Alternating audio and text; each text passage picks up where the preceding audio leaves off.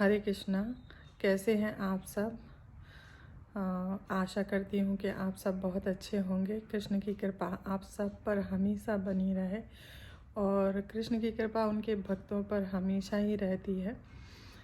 तो आज का रूटीन जो है वो इस तरह से है कि कृष्ण को भोग लगाएंगे हम। आज उनके लिए कुछ दाल चावल इस तरह से बनाएंगे। बहुत दिन से दाल राइस नहीं बने हैं घर में और मैं सोच रही थी कि चलो आज दाल राइस का हम भोग लगाएंगे ठाकुर जी को। और जो भी होगा वो मैं आप लोगों के साथ शेयर करूँगी। ज़रूर देखिएगा जैसा जैसा जो रूटीन होगा वो। और आपको कैसा लग रहा है ये व्लॉग, ये मुझे ज़रूर बताइएगा कमेंट करके। और चैनल को सब्सक्राइब ज़रूर कर लीजिएगा। अच्छा, तो देखते हैं जिस तरह से रूटीन होगा वो मैं आप लोगों के साथ ज़रूर शेयर करूँगी। और अभी यहाँ पे अहमदाबाद में भी 2-3 दिनों से ठंड पड़ने लगी है अच्छी सी। कृष्ण ने मेरी सुन ली है। वैसे वो हमेशा मेरी सुनते हैं, लेकिन यहाँ ठंडी बहुत कम पड़ती है। अहमदाबाद में बहुत कम पड़ती है। तो अभी बारिश हो गई थी इसीलिए यहाँ पर अभी थोड़ी ठंड आ गई है। लेकिन हो सकता है कि बारिश होने की वजह से और बहुत सारे लोगों को परेशानी हो गई होगी। पता नहीं, मैं नहीं जानती। शायद जो खेती करते हों या फिर जो ऐसी जगहों पर रहते हों जहाँ पर इस मौसम में उनके लिए बारिश अच्छी ना हो। तो मुझे उस चीज़ का भी बुरा लगता है, लेकिन क्या कर सकते हैं। ऐसा ही नहीं है कि मेरे कहने से बारिश हो गई है या उस वजह से सर्दी पड़ने लगी है। ये तो हम सभी के कर्म हैं, जो चीज़ें हमारे जीवन में आती हैं। लेकिन जो भी है, लेकिन अभी 2-3 दिनों से काफ़ी ठंड हो गई है और मुझे अच्छा लग रहा है ठंडी में, क्योंकि मुझे सर्दियों का मौसम बहुत ज़्यादा पसंद है। और गर्मियाँ मुझे बिल्कुल अच्छी नहीं लगती, क्योंकि मैं गर्मियों में बहुत ज़्यादा परेशान हो जाती हूँ। ठीक है, चलिए, तो आगे जो भी होगा वो मैं आप लोगों के साथ शेयर करूँगी। तो चलिए, हरे कृष्णा। और हमने ये अचार डाला था मूली गाजर मिर्च का, वो भी तैयार हो चुका है। तो भोग लगाने के लिए अब ये भी तैयार है। आज हम जब भोग लगाएंगे तब उसमें इस अचार को भी रखेंगे। और ये यहाँ पर जो मैं सामान लेकर आई थी, आपको मैंने बताया था पिछले ब्लॉग में। तो इन डिब्बों को मैंने अच्छी तरह से धो के और यहाँ पे सुखाने के लिए रख दिया था। रात भर में ये अच्छे से सूख गए हैं। तो अब इनके अंदर मुझे कुछ सामान भरना है, तो वो सब मैं इनके अंदर भर दूँगी। खासकर ये जो ऊपर स्टील के और बीच में कांच के डिब्बे हैं, उनको मैं इसीलिए लेकर आई थी कि इसके अंदर मुझे पास्ता और मैकरोनी रखनी है। और ये जो नूडल्स हैं, हक्का नूडल्स, वो भी रखने हैं। तो इनके लिए ही मुझे ये अच्छे लगे थे। और ये बॉटल नमक की, ये मुझे बहुत पसंद आई है और बहुत अच्छी है। आपको पकड़ने में भी बहुत कन्वीनियंट रहती है ये। और जितना भी सामान है वो सब सामान जो भी लेकर आई थी, मैं सामान रखा था उससे मैंने सोचा कि आज सब भर देती हूँ। और अचार बनाने के लिए अभी ये जो राई की दाल भी मैं लेकर आई थी उसे भी मैंने रख दिया है। तो चलिए, अभी हम भोजन बनाने की तैयारी कर लेते हैं। तो भोग में आज मैंने आपको बताया था कि तुअर की दाल और चावल रोटी ये सब बनेगा। तो आज हम तुअर की दाल बनाएंगे। ये तुअर की दाल देसी दाल है, गांव की जो होती है वो, और ये बहुत स्वादिष्ट होती है। और चावल में मैं ब्राउन राइस बना रही हूँ। और ज़्यादा कोई राइस पसंद नहीं करता, घर में 2 जने ही खाते हैं, तो इसीलिए मैं फिर कृष्ण को भोग के लिए ही बनाती हूँ। और फिर जो लोग 2 जने खाते हैं वो इन्हें प्रसाद को ले लेते हैं। तो धो लिए हैं मैंने चावल और राइस दोनों अच्छी तरह से, और फिर इनके अंदर पानी जितना ज़रूरी है उतना डाल के और चावलों को रख दिया है। 1 घंटे रखे रहेंगे वो, उसके बाद पका सकते हैं, क्योंकि ब्राउन राइस में समय लगता है पकने में, तो पहले उन्हें 1 घंटा रखना पड़ता है। और ये तुअर की दाल में मैं डायरेक्ट मसाले सारे जो होते हैं वो डाल देती हूँ, क्योंकि दाल में और भी कई तरह से बनाती हूँ, लेकिन जल्दी अगर मुझे बनानी होती है तो फिर मैं इसी तरह से इसे बनाती हूँ।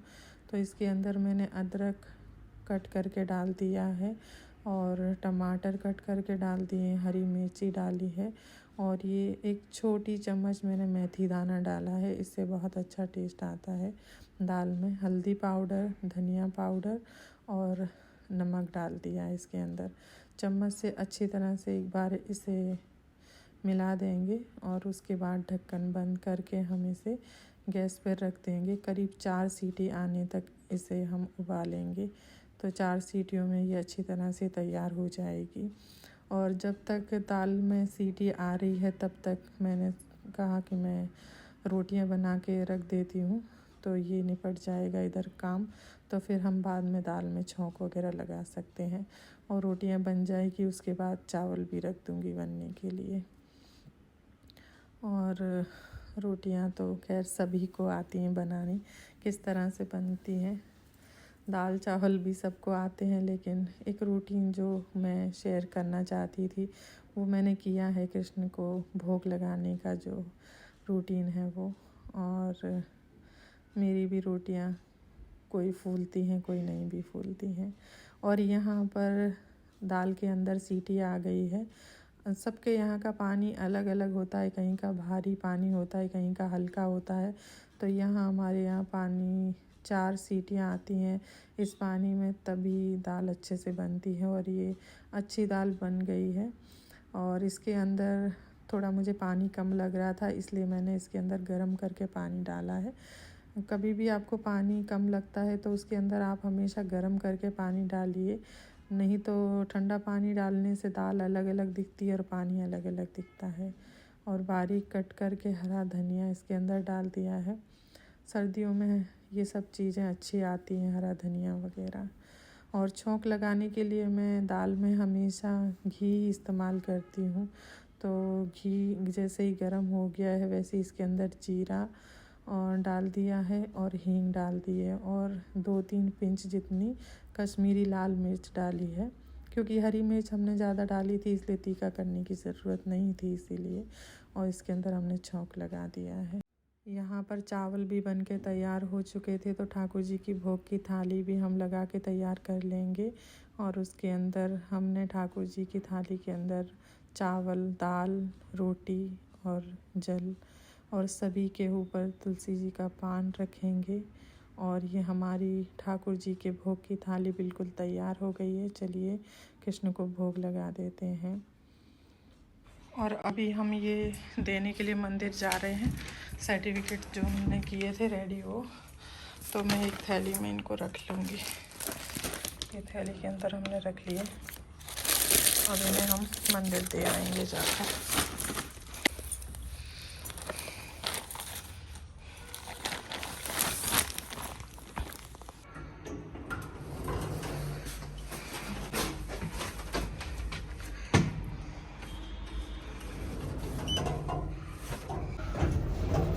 अभी करीब 7:30 बज गए हैं। 7:30 में 5-10 मिनट की देर है, तो फ़ोन आया है मंदिर से। और अभी मंदिर पहुंच के फिर दर्शन देखते हैं, पता नहीं खुले हैं कि नहीं खुले हैं, क्योंकि अभी फिर से प्रभु जी का अचानक से ही फ़ोन आया है कि आप ये जो ले गए थे सर्टिफिकेट वो तैयार हो गए हो, तो अभी के अभी दे जाओ, सुबह वो भेजने हैं। तो बस मैं गाड़ी लेके यहाँ पे खड़ी हूँ, क्योंकि हमारे प्रभु जी आ गए हैं घर पे और वो बोल रहे हैं कि मैं भी आ रहा हूँ मंदिर पे। मैंने कहा ठीक है आ जाओ। अब वो कितनी देर लगाते हैं पता नहीं, जल्दी आ जाएं तो अच्छा है, लेट नहीं होगा। ताकि मैंने बोला तो है जल्दी आओ। और मंदिर में 7:15 तक दर्शन रहते हैं, मैं पहुंचूं तब तक बंद ना हो जाए। 20-25 मिनट तो पहुंचने में ही लग जाते हैं वहाँ पे। देखते हैं हरे कृष्णा। और ये हम मंदिर पहुंच गए हैं। अभी अंदर जाके देखते हैं दर्शन अपने।